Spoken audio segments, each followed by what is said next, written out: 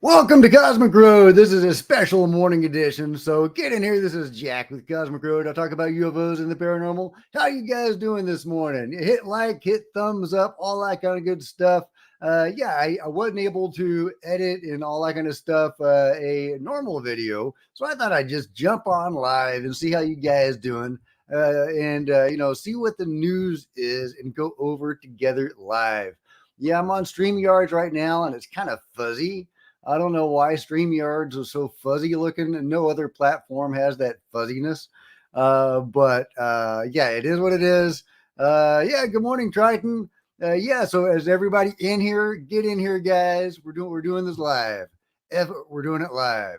Okay, all right. What have we got? We've got to start with, new comments from Lou Elizondo. Own personal experience. You mentioned in this book that UAPs. Now, are y'all able to hear that? Because last time I had trouble with the audio, with people not being able to hear audio. Can y'all hear this audio? I'm playing it right now. Have appeared both in and around your home. How did these personal experiences? Can y'all hear that, guys? Let me know. Yes. You can hear. Okay, very good. All right, here we go. Influence your views on UAP, and what exactly did you see? Yeah, sure. So first of all, let me preface, we're not sure if they are actually UAP related. What we do know is that a lot of people that were in the program that I was in also had very similar encounters while they were in the program. So not before and not after, but during the time that we were researching these UAP. And from our experience, when I say ours, I mean my family's and even our neighbors witnessed some of these, are these luminous green balls of light, very diffuse in nature, no hard edges, that would just seem to kind of peruse the house and go down the hall and go through a wall. I know it sounds rather bizarre. And look, there are absolutely possible natural explanations, right? You could say ball lightning or St. Elmo's fire or some sort of plasma. Yeah. Ball lightning in your house. Sure, that's plausible. Why static not? Charge in the air. But the bottom line is it was very bizarre. It was witnessed by not only my family, but again, neighbors and other individuals who are part of our effort in the government also experienced very, very similar encounters at their residences. Okay, so that's wild. So Lou Elizondo talking about orbs in his house, green orbs in his house, witnessed by him, witnessed by apparently neighbors and people they knew were seeing this. That's crazy that he is on ABC talking about orbs in his house, and the host isn't laughing or smirking. That's a kind of a sea change, guys. That's kind of amazing that we are living in the era where, we don't have to have, for example, an automatic debunker, because that's the way it used to be, right? If you would have somebody presenting UFO evidence, you would have a debunker out there to ridicule them and to, put it down. But now we have a host sitting there calmly, respectfully, listening to Lou Elizondo talk about orbs in his house, guys. That's amazing. That's huge. Oh, thank you, NeoCal. I appreciate that. Can you speak on how Raiki works and how it connects to the phenomenon? Yeah, okay. So, all right. When I say the word phenomenon, I'm sometimes I mean the UFO phenomenon specifically, but I'm often referring to what I call the greater phenomenon. And that's, it includes Bigfoot and ghosts, anything you can name, it all fits under the greater phenomenon. And the UFO phenomenon is a part of that, but it's not even a distinct part because it's all baked into the other stuff. I mean, people see, the dead aboard UFOs. Some of those are placeholder memories, but some of those don't seem to be placeholder memories. 1/3 of all alien abductions or alien abductees are near-death experiencers. So there's a huge metaphysical crossover. I mean, look at Las Vegas. They have aliens in their backyard one moment, they have poltergeists the next. It's all tied in together. It's all baked in together. So that's the greater phenomenon. And Reiki has a part in the greater phenomenon because I believe that the Reiki energy, well, it's ki, right? Reiki, it's ki, it's chi. That's the Chinese word for it. It's chi, it's the force. It's the force, guys. The force is real. And so Reiki is you're using the force. Oh, hey, thank you so much for all the super chats. I really appreciate that. And I will try to answer every super chat or super thanks or whatever they're called But yeah, so the force is real, guys. I have felt it. Man, the first time I felt the force was amazing. One of my ghost hunting buddies was a Reiki person, and I had heard about Reiki, and I was kind of curious about it, but I didn't believe it. And she offered to do it on me, and I felt the energy, guys, and it was freaking insane. I mean, I'd had a few ghosty experiences at that point, but feeling the energy, feeling the chi for the first time, that was insane. So it's this universal life force. So of course it's connected to all of this stuff. It's the force. So the force is just baked into everything. I don't know how much of it is part of this reality and how much of it is connected to somewhere else. But yeah, so that's my answer to that. But it's a great question. And I think the metaphysical stuff is huge. And I'm glad Lou Elizondo is talking about orbs on ABC, and they're listening respectfully. That's insane, guys. Ralph, thank you so much. Hey, Jack, did you see the scathing breakdown of the games the DoD is playing with the FOIA process? First saying stuff doesn't exist, then later releasing it via Greenwald. It was perfect. No, okay, so the breakdown. So who's doing the breakdown, Ralph? I don't know. I don't know if I've seen that, but yeah, let me know who did that breakdown, and I'll see if I've seen that or not. But the breakdown of the games the DoD is playing with the FOIA process. First thing is, it doesn't exist, then later releasing it to Greenwald. Yeah, he'll FOIA stuff that they have denied having, and then lo and behold, they have had it, and they are releasing it. Now, is that, because Grant Cameron will talk about stuff like this, how they will say one thing, and then they will release at the same moment something else saying that is untrue, and that is deliberate. According to Grant Cameron, that's very deliberate. They hear one story and then you hear the counter story at the same time. That's them trying to get the information out, but at the same time, sort of having plausible deniability. But if they're able to FOIA this stuff, then that kind of debunks that a little bit. So I'm really not seeing that as coordinated necessarily, but as different camps doing different things. But it's hard to tell from this side of the veil of secrecy. But it's a great question, Ralph. But yeah, if you can direct me to specifically what you're talking about, I'll be able to give you a more accurate response. Apocalyptic Spock. I can't pronounce your name, but that's a great one. Thank you so much, Spock.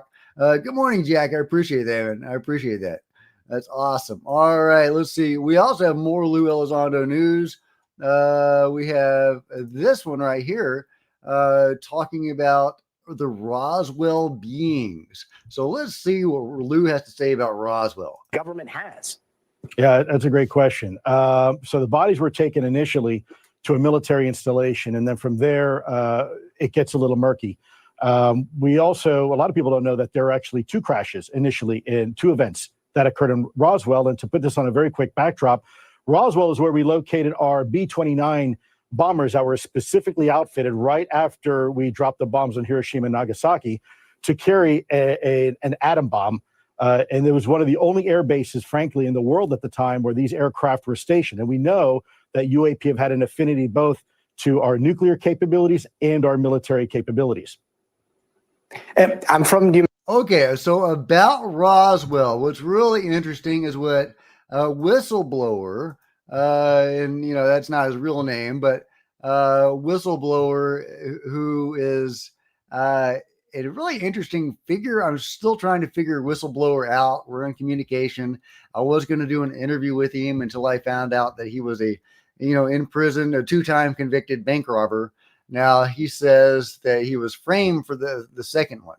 That he did the first one, but he was framed for the second one. And they're just trying to put him away so he can't share this information. But he's not like actually an insider. He was privy to an insider that was his mentor, and his mentor gave him a series of briefings. Well, anyway, Whistleblower says he can authenticate these bodies are the Roswell being bodies.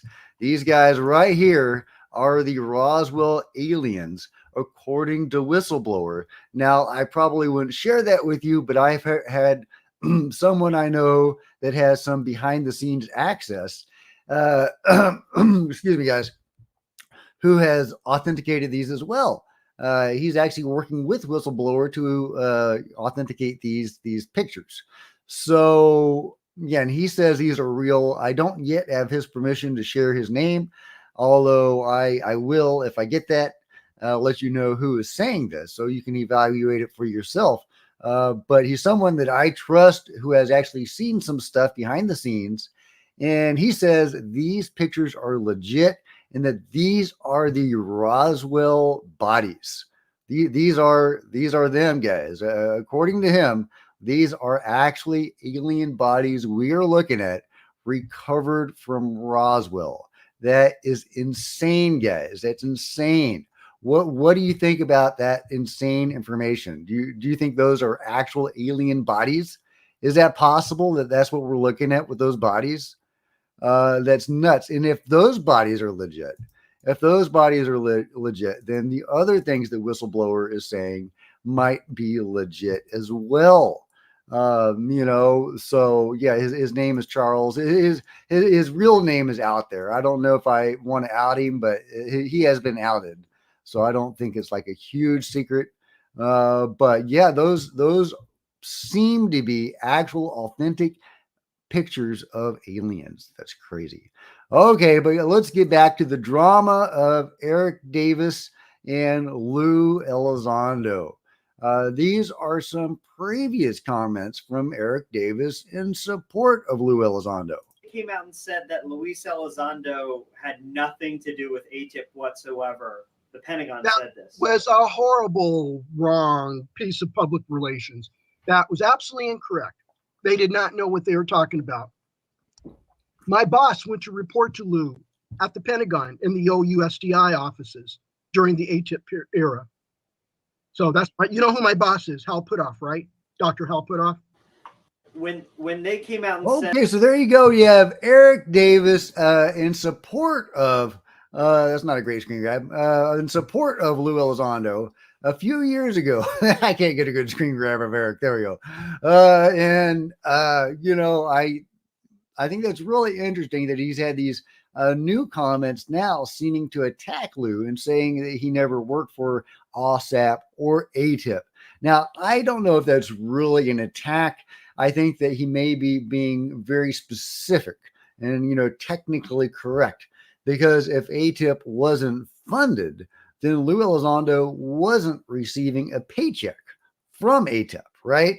So he wasn't working for AATIP in that sense, if that's true. Now, I've heard there was some funding for AARO, like maybe 10 million or something like that, or 11 million, but maybe they didn't actually get that it was redirected. And he talks about some of that in the book, but seemed like that was money apportioned to AARO in the book, or excuse me, OSAP in the book. But either way, so maybe Eric is technically correct in that he wasn't working for AATIP because Lou was kind of doing this on his own time. He and his allies, and it was funded in a sense because they were doubling up. They were studying UFO, images and video, but they would double up saying, hey, we're just studying this object. It could be a Russian MiG. We need to find out the capabilities of whatever this thing is. And so it was like legitimate research into these objects that they were seeing. But at the same time, it was research into UFOs. So they were, performing AATIP's duties basically for free in a way, at least no additional cost, right?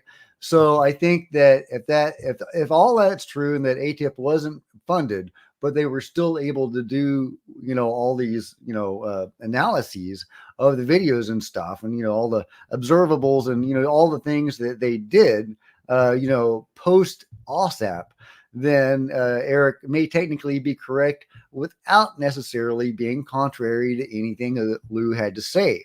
But it is interesting that Eric right here in this video is saying that, yeah, indeed, Lou did, the Hal Putoff was reporting to Lou. Now, he says he was reporting to Lou at the Pentagon. He doesn't specifically say he was reporting to Lou at AATIP. So, something to keep in mind, but very interesting, very interesting. Yeah. So what are you guys thinking? The Invisible River Ranch says the force is real. The force is real, man. It was crazy when I felt that energy for the first time. At first, I wasn't, like I've got to learn it, but then the second time, when I went to a Reiki professional, and she when she sat down, when she did her first session on me, she found every medical problem that I had ever had. It was crazy. I mean, she just made this, chart, this like anatomy chart, and she nailed it. She got everything, from the hangnail I had when I was a kid. I mean, it was crazy that she was able to read all that. And then she said, "Hey, I offer a class. You can learn this for yourself." And I said, thought about it, and I did it. It was a 1.5-year class. And yeah, it was really, really incredible being exposed to that energy and the experiences that I had been having prior to that, because I started having some experiences a few years before that, or a couple of years, a year or two. They really ramped up during that time, during that 1.5 years, and they have decreased since then. So I was more connected then than I am now. So I would like to take that class again, just to be more connected. Hey, Jumbles, how's it going? Right, Jack is amazing. That's true. But maybe they already agreed this is as far as they are going for now. Move the goalpost. Neo says, thanks for responding to my chat. Hey, thank you, Neo. I appreciate that. Oh, okay. Ralph is saying it was Greenwald last night. Well, okay. So I don't make a point of watching Greenwald, but I will listen to what his, what he's getting out of FOIA and stuff. Okay, but I'll have to look at that to see what he's been saying. Fast Man Majama, and I love that name, says Courtney Brown said in Through the Glass Darkly, it is Draco reptilians behind the UFO cover-up. Well, you definitely get that narrative sometimes, and Courtney could be right. I kind of stopped paying attention to Courtney. He kind of went off, in a certain direction. And, it was around that time that Daz Smith and Dick Alligayer left Farsight. And I have to wonder if that's why they left Farsight. And so I followed them first to crypto viewing and now to future forecasting and Hellfire. And, so that's kind of where I direct my remote viewing energies, as following those guys and not Courtney, although I do respect him a lot. But he definitely went down a specific direction. And yeah, I don't know. But he is getting into dragon UFOs now, and that's cool. Hey, John Ramirez, how's it going, man? There's so much history that some of it gets lost or misplaced. Yeah, that's the truth, man. So yeah, thank you guys for joining me. This is Jack from Cosmic Road. Hit like and subscribe. I'm going to try to get to everybody's comments if I can. This isn't going to be a super long live stream. I usually do like a 20-minute long UFO news roundup, and I'm not going to go too far beyond that today. So if you really want me to see your comment, leave a super chat or super thanks or whatever, because it'll appear in bold when you do that. But I'm going to try to get to as many questions as I can. But I also want to cover some news, because there's definitely news to be had. There's a lot of people talking about the Nimitz again. And what are they talking about? What is the new information about Nimitz? Well, it's underwater UFOs. That's right. It talks about the above water UFOs that we all know about. And then way at the bottom of the article, it actually gets to the new information, which is a senior sonar officer aboard the USS Princeton at the time told comrades that while Kevin Day was seeing the objects dropping from space and David Fravor was dogfighting with the Tic Tac, his team were picking up sonar returns for objects in the water. That's right. There were USOs too. We know there was that one big ship that the Tic Tac was interacting with. And that's what first drew Commander David Favor's attention, was that object in the water, maybe the size of a submarine, but not a submarine, at least as we know it. But apparently there may have been other additional craft as well, and they were tracking this. Yeah, so the sonar operator says his team were picking up sonar returns for objects in the water. The shocking revelation marks a new element to this infamous story 20 years after it occurred. Sean Cahill. Yeah, there's Sean Cahill looking really badass. Usually he's got like the ponytail. He looks kind of hippie like, but here he is as the total badass that he is, chief master at arms on the Princeton. And from its deck, he says he saw lights in the sky matching the movements of the objects Kevin Day saw on his radar. He says a senior sonar officer on the Princeton later told him about the underwater data. So maybe we're not getting this information directly from the sonar operator. We're getting it from Sean Cahill, who talked to him. So is this secondhand information, or is there confirmation directly from this individual? I mean, not that I doubt Sean Cahill. I was shopping at the local Navy commissary about a mile from my house. I bumped into a former shipmate who worked in the sonar department and was active during the exercise. He said they were practically all around us. He goes, man, we were tracking these things underwater just as much as they were tracking them in the air during that exercise. The top sonar tech, who asked not to be named, did not dispute the story when contacted by Daily Mail, but declined to elaborate. Yeah, that's wild. A source who worked as a senior official in defense intelligence told Daily Mail that they investigated the incident several years later and were briefed on sonar data recorded by a U.S. submarine in the area of the Nimitz Carrier Strike Group. The source said that the sub's sonar caught the UFOs traveling at more than 400 knots or 460 miles per hour through the water in the vicinity of the ships. 400 knots! 400 knots underwater. That's crazy. 460 miles an hour under the water. What? I mean, obviously these things can do pretty much whatever they want, but still impressive. Kevin Day said that, not Russian or Chinese, right? Unless it's time travelers. Yeah, that's why I hate time travel, because you can never rule it out, right? You can never rule it out. It's so annoying. I hate time travel. Kevin Day said that the ships in the group built a 3D picture from combining their sophisticated radar and sonar, and that all the data was combined and sent to a naval base in San Diego. Oh, wouldn't you love to see that? Like the schematics and the movements of these objects moving in the air and underwater, and how they were coordinating with each other and what each group was doing. Were they the same objects? Oh man, I would love all the information about that. There's underwater stations called SOSUS, and we also have towed array. So we have those 3 sonar devices going off for each ship. All the ships are feeding the composite picture. So we have a really good 3D picture underneath the water. Oh, that's incredible. He said these records would routinely be kept for decades, but the Pentagon official charged with investigating UFO incidents claimed he couldn't find any data on the Nimitz incident. The Pentagon official. Who is that Pentagon official? Charged with investigating UFOs. So is that the lovely Dr. Sean Kirkpatrick? Yeah, here we go. My opinion is that one is going to remain unresolved because there is no data. There is no radar data, the lovely Dr. Sean Kirkpatrick says, the recently retired head of AARO. I think the Tic Tac is so far back in time, there's no data. We went and we looked for all. Okay, all right. Okay. There's no data, Sean Kirkpatrick, the lovely says. We went and looked for all of it. I asked around for it. Yeah, he asked his garbage man. Yeah.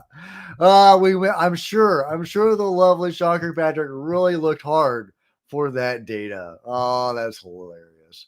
That's hilarious. Yeah. Oh gosh. Oh, Demeter Bruff says, appreciate the show, Jack. I appreciate you, Demeter. Thank you so much, guys. And I'm going to try to get to all of your super chats and super thanks. So if you want me to for sure see your comment, do that. But I'm going to try to get to as many of you guys' comments as I can, regardless. But anyway, let me know what you think about it all. UFOT research says, okay, I lost your comment, man. Here we go. Sean likes to sit in Lou Reviews YouTube channel from what I saw. Okay. And he sits in Lou Reviews. Is he like trolling Lou Reviews? What's he doing in Lou Reviews? That's interesting. NHI whistleblowers all restore trust in democracy. Is that Raz? says, would you cuddle a praying mantis being with their spikes on their forearms? I don't know what that means, Raz. But yeah, I'm not cuddling anything with spikes. Fast Man Pajama says, we got to keep the Edgar Casey map in mind for the safe locations. Oh, yeah, this is true. And I think Nostradamus also had a safety map for the apocalypse. When the apocalypse comes, there are these like safe areas that these people have designated. So, we'll see. We'll see. Yeah, there. Yeah, you can find the Nostradamus map somewhere, Sonny. I'm sure the Edgar Casey map is out there too. I think up in the mountains, like, is it the Smokies? Is the Appalachians? I forget. Somewhere in that area that may be safe, and there's a few other areas, but not as many areas as would be nice. Yeah, my area is not a safe area. I'm getting it in the apocalypse. And also Whistleblower, who released those alien images that I just shared, that is backed up by at least one person I know that has inside knowledge, says that, yeah, it's coming. The Project Bluebeam is coming. It's on the way. There's going to be World War III that's all planned. And then they're going to use that to launch Operation Bluebeam. And we're all going to be happy for Bluebeam. The alien invasion and the one world government, because it's going to end World War III. And it's all orchestrated and it's imminent. It's coming imminently. So get your bunkers ready, guys. Get your bunkers ready. But yeah, so I don't know about that.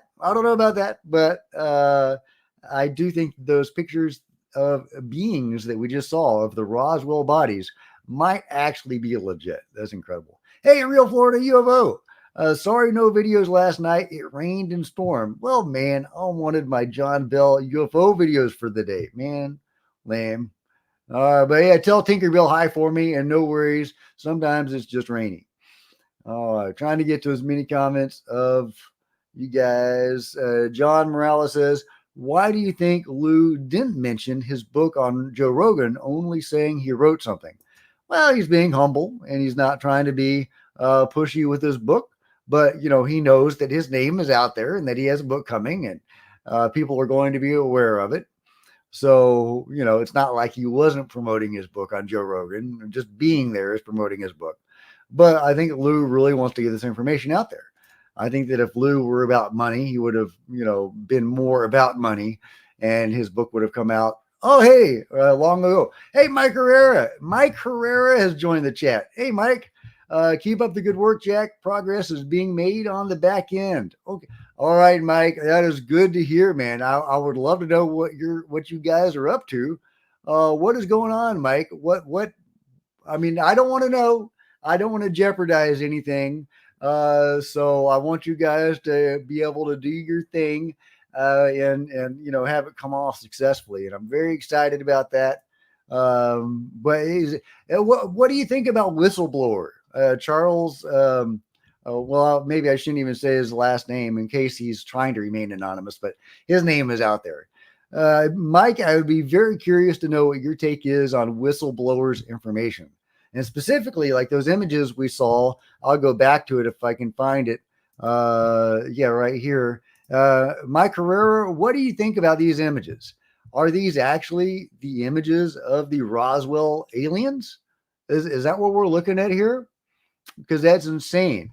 And if those bodies are correct, is that where the molecular biologist on Reddit, is that where his DNA came from? The genetics on that unnamed anonymous molecular biologist, what he studied and presented, and that I've gone over, and that my wife, who's a geneticist, has gone over and said, hey, this guy is legit, and the science was probably legit.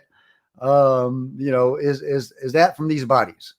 Or is that from another crash? Yeah, I would love your take, Mike, on whether you think those bodies are legit. Mike says, hard for me to confirm that. If it's true, then that is groundbreaking. Someone in my circle should know somehow. Yeah. Well, if you can find out, man, I'd be so curious. Are we looking at alien bodies in this picture? Are those the legendary Roswell bodies? Man, that would be insane. That'd be insane. Thank you so much for joining the channel, Mike. I really appreciate that. Let's see what else have we got today. The OSOs at the Nimitz are pretty cool. I'm really excited to learn more about that. We've also been hearing this from Merrick von Rendenkamp, the connection between the 2004 Nimitz and the 2019 SoCal UFO events. In 2004, groups of UAP disappeared from radar right above Guadalupe Island. In 2019, after hovering around USS Paul Hamilton, a group of UAP departed on a heading to the exact same location. And there you go. There's maps showing the similarities between these events and how, that location might be highly interesting. Guadalupe Island in particular seems to be a real hot spot. And wasn't that movie that came out, Terror in the Veil? Is that the name of it? Really, really cool documentary. There wasn't a whole lot of like really exciting stuff, but they set up these really high-end cameras and equipment on a rooftop, I think in Guadalupe Island, and because it's such a hot spot, and we're seeing activity. But the big, huge reveal in that documentary was what looked like a portal or something, where you had a bunch of UFOs just appearing out of this Terror in the Sky. I get maybe that was the name of the movie, Terror in the Sky. And, like a portal or something that, a bunch of UFOs were just coming out of. And that's the end, the climax of the movie right over that location. So is that specifically what we're talking about, is a portal or some sort of ripple in reality or whatever in that location? And that's where these objects were coming and going from? If so, that's 3 points of corroboration with this, the 2019 incident, the 2004 incident, and from that movie as well, that there is a portal over Guadalupe Island. So is that, just some, feature of that area, or is that, a side effect or a, byproduct of something underwater, some underwater base or something like that, or some natural feature of the island? What is causing that, if that's going on? Man, that is super juicy, guys. Super juicy. I want to know. I would love to know you guys' thoughts on that. If you have any insight into what the heck is going on at Guadalupe Island. Yeah. Random Content says a Terror in the Sky. Absolutely. Yeah, that was the name. I was saying a Terror in the Veil. What is that? What is that name? Two Gun Pixie says, I wish they would use more precise words. Non-human biologics. Don't we have zoos and gardens full of non-human biologics? Have two sitting here with me. They need their walks. Good point. Yeah, they are being very vague because they don't want to use alien. They don't want to use UFO. It's got baggage. I guess alien has baggage too, right? And I guess they're being real precise because people are more and more, talking about, other explanations other than simply aliens as we think of them. Obviously, they're not like us, so they are alien in that sense. They're all alien. Even if they're other dimensionals, they are not like us. They are not coming from what we think of as reality or our planet as we think of it. I mean, heck, you can make an argument that a human from a parallel Earth could be alien because they're not coming from our Earth. So, but they don't want to use alien, so they use non-human biologics, and that's fine. And, some of them, these little grays may be more automatons or something, or at least some of them, they have these grown bodies. Oh, and I did want to circle back to that. Because in Lou Elizondo's book, he names names. Now, I'll probably be talking about this more later, maybe even in a dedicated episode. But Lou Elizondo names names of organizations that are part of the cover-up. And he also names a particular location where alien biologics were stored. And that was Fort Detrick. Why is that significant? Because that is the place where the molecular biologist on Reddit said that he studied it. If I'm remembering correctly, and correct me if I'm wrong, But yeah, so the biological or genetic information we have on these small graves that my wife has gone over, and I've gone over her thoughts on that, are from that lab at Fort Detrick, which is now a place that Lou Elizondo has confirmed alien bodies were actually kept. Were they those bodies that we just saw in those pictures? Yeah. So wow, that's crazy. Mike Herrera says, "I'm not familiar with that term on my end. What are load masters?" Hey, Mark, thanks for the support. Oh, load. I missed the comment about the load masters, but anyway, but yeah. So, but let me know what you think about that whole Fort Detrick situation. I think we have a confirmed location now, and we have pretty good corroboration from Lou Elizondo himself that was a location where alien bodies were stored and studied. That's where the molecular biologist on Reddit says that he did his research. And when my wife went over it, she was, interpreting his science for me because I couldn't understand what the hell he was saying. But he was saying some really interesting things. When it was interpreted for me, I got it. And it was actually pretty cool because he was saying that the bodies, well, they're artificially designed and grown. They're genetically engineered beings, automatons, whatever you want to call them, these small grays. And, or gray adjacent beings, whatever you want to call them. And they were clearly designed creatures. And you could even see that in their genetics, that they had been designed in a way to make designing them easier, that their genes aligned in a certain way and certain things were certain sizes. I didn't quite get it. So as to be making them easier. Whoever built these things, grew them, designed them, actually made it easier on themselves by the design of these beings. So really interesting stuff that this guy, this unnamed molecular biologist was finding about the genetics of the beings themselves. My wife interpreted it for me, and now we have the location where this research was done, confirmed by Lou Elizondo. That's incredible, guys. That's incredible. If you're just joining me, this is Jack with Cosmic Road. I'm talking about UFOs and the paranormal. Please hit like and subscribe and let me know what you guys think in the comments below.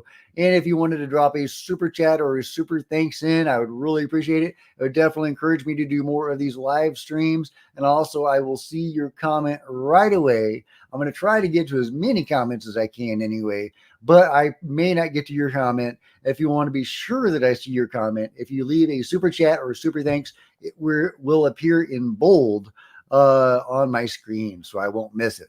And I'm probably not going to go for too much longer. I usually do like a 20-minute long UFO news roundup.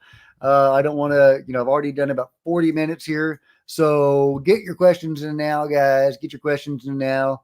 Let's see what else we have to talk about. Yeah, we have this to talk about. Former director of U.S. government UFO office departments. Sean Kirkpatrick departs from consultant role as successor is named. In a statement to Liberation Times, DoD spokesperson Sue Goff stated the lovely Dr. Sean Kirkpatrick is no longer affiliated with AARO or the Department of Defense. Similar to many departing senior DoD officials, he had previously made himself available to the department in an unpaid capacity for a period of time to enable continuity in a smooth transition following his departure. So now we have, what's his face? I'm forgetting his name. I've only heard it a few times now. It hasn't locked into my brain yet. Yeah, Kozlowski, is that his name? I think it's the lovely Dr. Kozlowski. Hopefully he won't be as lovely as Sean Kirkpatrick. But so, the question is, is Dr. Kozlowski, I'm just going to call him that for the moment, is he legit? Is he another Sean Kirkpatrick, or is he the antidote for the Sean Kirkpatricks of the world? Tim Phillips, Sean Kirkpatrick, those guys. Is he just another one of them? Because Dr. Sean Kirkpatrick is withdrawing completely from AARO and the government now and focusing completely on reverse engineering UFOs for Oak Ridge Labs or whatever the hell he's doing. So he's no longer spreading disinformation in any sort of capacity, one would think. So is that because he now has somebody else to do that for him, Dr. Kozlowski, and his efforts are no longer needed on that front? Or is he being pushed away because now the new guy's in charge and he's actually going to run a legit AARO and actually restore AARO to what it should have been all along? I would love some information on Dr. Kozlowski. I've been looking for information about him, but it's scant. Maybe by design. I don't know. Maybe they picked somebody who there just wasn't much available on him for that reason. Or maybe they've been scrubbing the interwebs trying to remove it so we can figure out who this guy is. But yeah, I don't know anything about the hopefully unlovely Dr. Kozlowski, other than that he's replacing Sean Kirkpatrick. But I think that's really interesting that this is happening, that Sean is withdrawing completely from the government and from AARO, and he's no longer going to be spreading this disinformation, which is because he's been like more active spreading disinformation since he's left AARO than when he was actually in AARO. It's been really interesting seeing that happen. So yeah, really, really curious to see how that shakes out. I would love some of your thoughts about Kozlowski. Mike says, Mike Herrera says, I have not talked to anyone in that field. I know it's a science, and I assume you'd be right that they would have to know what's on the ship. Okay, I totally have missed what you guys are talking about, but I know y'all are talking about interesting stuff. Jorge says, Loadmasters, also planes. Man, I missed the whole Loadmasters conversation. But yeah, John Ramirez says, the knees look real on those bodies. Yeah, well, that's crazy, guys. If we are now looking at confirmed pictures of the Roswell bodies, of the legendary Roswell bodies. Oh, and I wanted to go over some comments from Jason Sands, who is talking about the difference between him and David Grush as far as being an official whistleblower. I think whistleblowers can come several different ways to the Congress. You can come as a concerned citizen through some sort of required legal testimony, or I think there's a third category that kind of fell under maybe what David Grush went through, because he was already going through the ICIG first and then went through to Congress. So those are, different legal reasons why. But like I said, you can even come as a concerned citizen. And that's kind of how I came into this. That's why David Grush and I don't share the same exact entry into. So yeah, that's interesting that Jason Sands is technically a whistleblower, because you apparently you can be a concerned citizen and be a whistleblower technically, but it's a different classification. Again, technically, there's different classifications of whistleblowers, and he shares a different category of whistleblower than David Grush does, but he is still technically a whistleblower. So really interesting. Also from Jason Sands, he may be leaving. He may have had enough. He may have said, screw you guys, I'm going home. He says, for everyone who's followed me, I am strongly considering deactivating my X account. The folks involved in this decision know who they are, and I deeply regret having to go. The folks involved in this decision. So is that from people bullying him, or is that more overt sorts of pushback? Well, what is that? What does that mean? So please pray for me that I start work soon. Okay. So does that mean he was fired or something like that and he can't get work? And that's the people he's talking about? My heart goes out to him. We've all been there, Jason. I totally understand. It has been an honor this far, and I may come back to see if my situation changes. Love you all. Well, I hope he finds work, and I hope that he continues to spread his version of disclosure. I think he has some interesting information to share. Yeah, we actually have a little more information about some of that if I can find it real quick. Yeah, here we go from David Haith.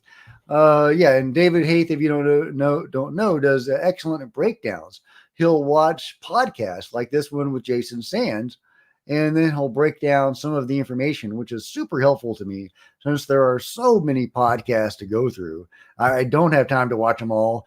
Before I had the channel, I had way more time to watch podcasts and listen to these sorts of things. But now since the podcast, I don't have nearly as much time. And so I really appreciate people like David that break down some of this information. And for people that send me videos with timestamps, really, really appreciate that.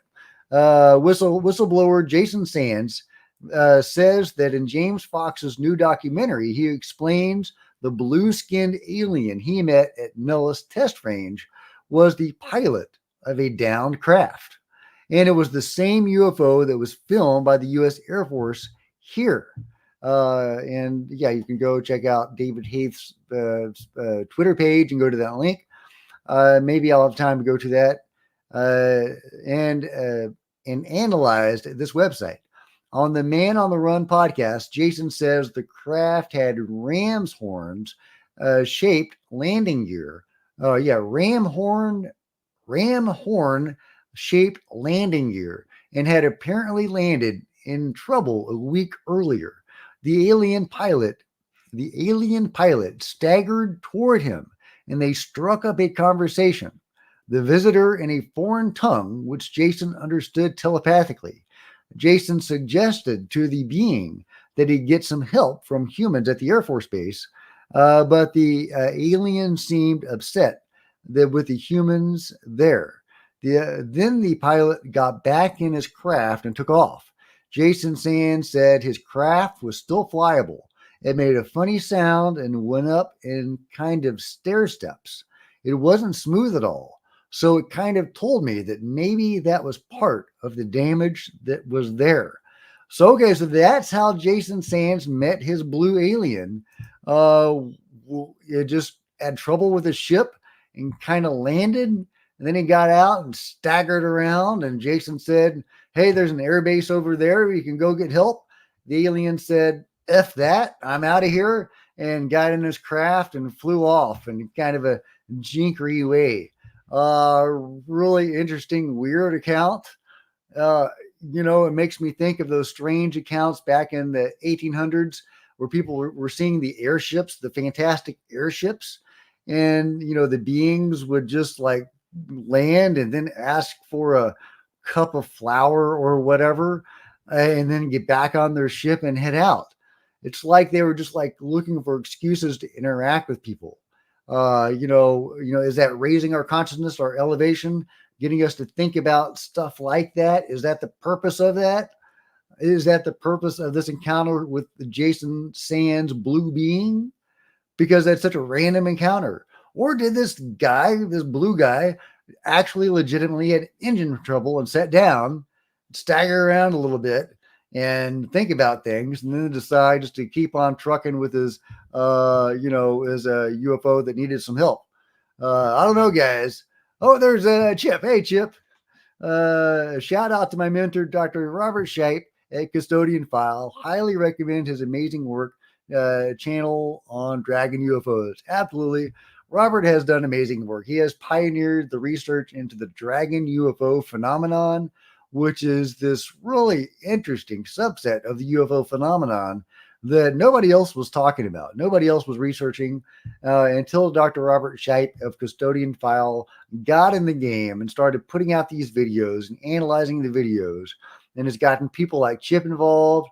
People like Courtney Brown are starting to get interested in this stuff. And more people are getting involved in the study of these Dragon UFOs, which, you think dragons are big, right? But the Dragon UFOs are small, or these small UFOs that buzz aerial vehicles. And it's this distinct, phenomenon within the phenomenon, the surveillance of aerial vehicles or whatever the hell they're doing. You wouldn't think they would need that sort of surveillance. I mean, we've got satellites that can do most of that kind of thing, right? You would think that with their technology, they wouldn't need to do stuff like that.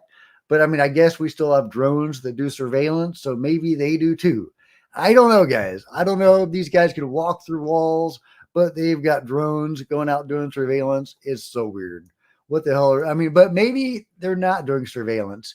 Maybe they're actively doing something, manipulating something, taking, tests, a scientific sample test that only they can do from close up to get the molecules or whatever.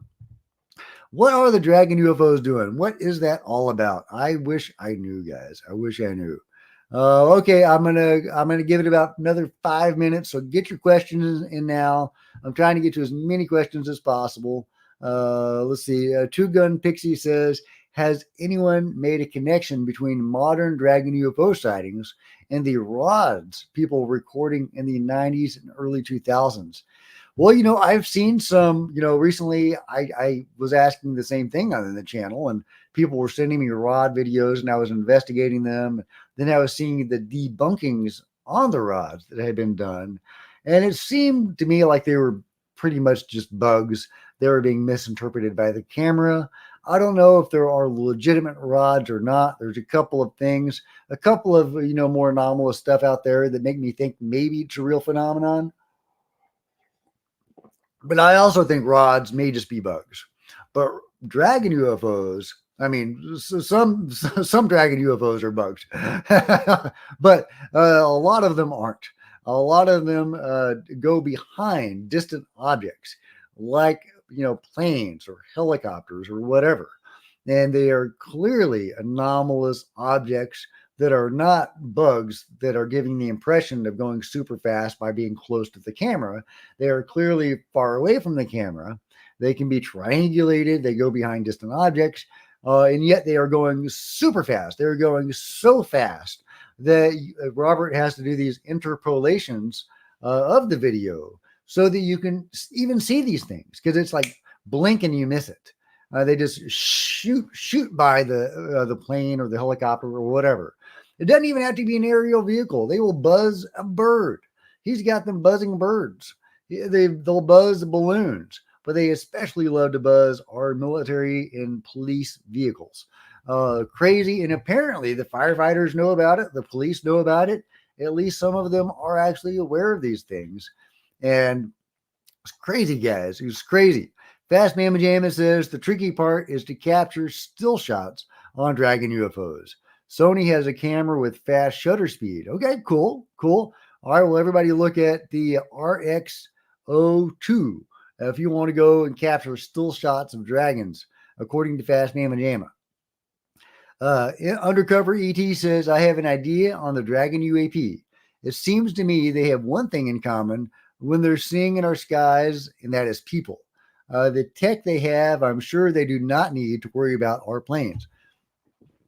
It's so weird you say that, Undercover ET, because Preston Dennett has an entire hour-long episode of UFOs colliding with our aerial vehicles, or not even our aerial vehicles, planes, trains, and automobiles. That's right. He has an hour-long episode going over the various cases where UFOs have collided with our vehicles, hitting a plane, hitting a train. Yeah, UFOs hitting trains, guys. And there are like multiple encounters, multiple instances of that. UFOs hitting a train. How is that possible? These things can go as fast as a bullet. These things can go through other dimensions or whatever, right?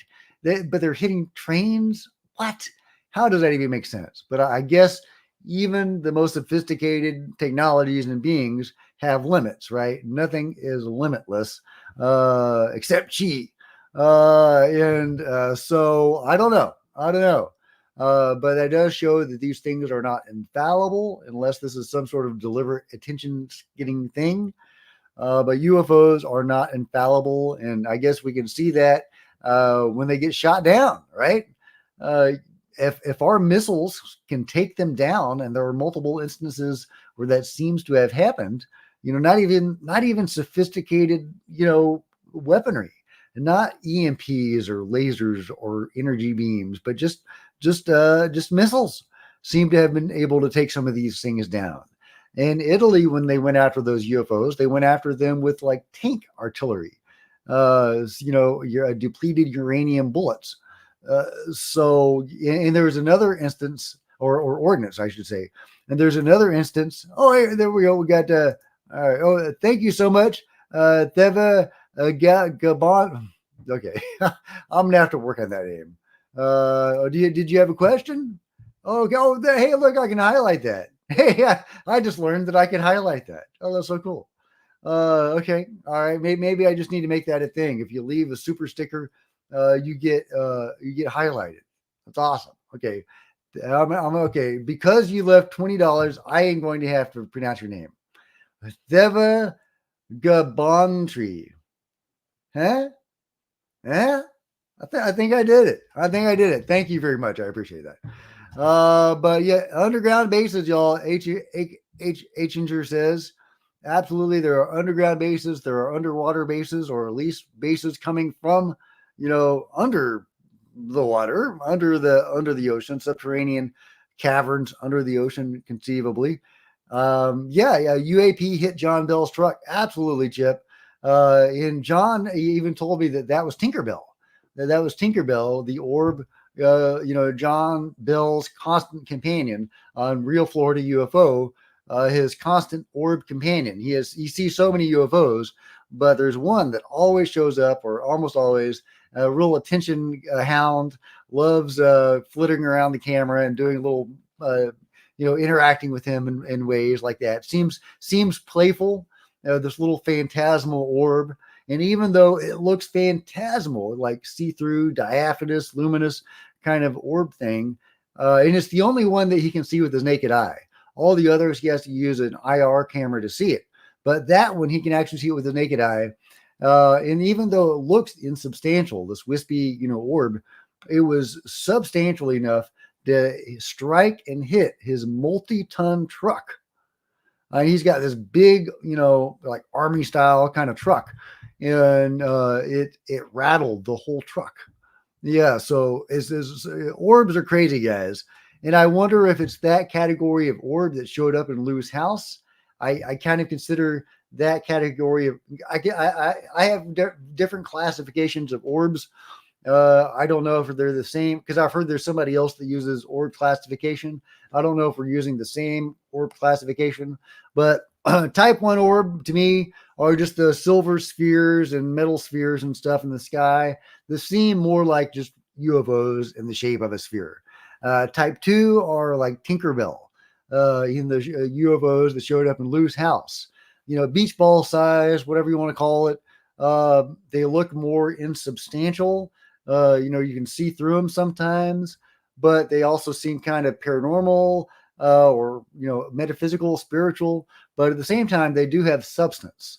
They are solid in some way. They can have biological effects, on people, sometimes negatively, sometimes positively. There have been healings that have been done. But sometimes, like in John Bell's case, they struck his truck and rattled it. Well, one of them struck his truck, and his heavy duty truck, and rattled it. So they have substance. So that's type 2. And then there's type 3, which are definitely the paranormal orbs that you see in ghost hunts. And there's definitely some crossover between all 3 of those categories, because it's all baked in together and they're all connected. And there is definitely some crossover. And like in some orbs, I think these are probably the type 2 orbs. Beings will sometimes emerge from them. There are cases where a Bigfoot has stepped out of an orb, or a gray alien. Are they coming from other dimensions? And these are other dimensional vehicles they're flying around in, and that's what an orb is? I don't know, guys. All right, I'm coming up on the end of the show. It's been about an hour. But you guys just have a great day. It's been great hanging out with you. Thank you, everybody, for your super chats and super thanks, and all your awesome comments. And thank you, Mike Carrera, for joining us. And I'll see you guys next time. It's been fun. Like and subscribe, and plenty of other videos on the channel. And become a channel member. Channel members are rock stars, and I really appreciate you guys' support. Thank you, guys. You guys are awesome, and I'll catch you next time.